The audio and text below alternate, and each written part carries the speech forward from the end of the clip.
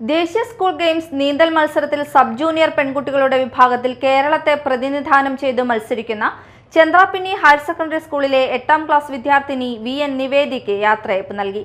സ്കൂളിൽ നടന്ന ചടങ്ങ് Nattika Firka rural bank president advocate VK Jyothi Prakash ഉദ്ഘാടനം ചെയ്തു. PTA president AV Pradeep Lal അധ്യക്ഷനായി. ഡിസംബർ 11 മുതൽ 17 വരെ ഡൽഹിയിൽ വെച്ചാണ് ദേശീയ സ്കൂൾ നീന്തൽ മത്സരം നടക്കുന്നത്.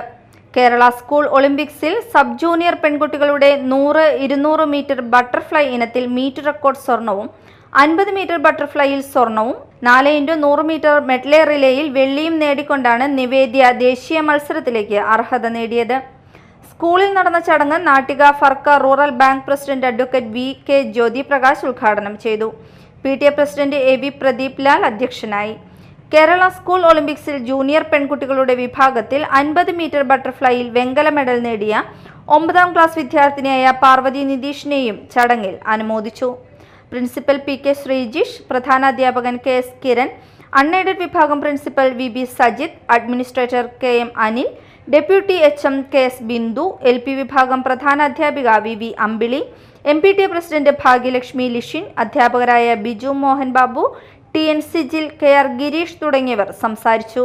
Media time, Kodungallur.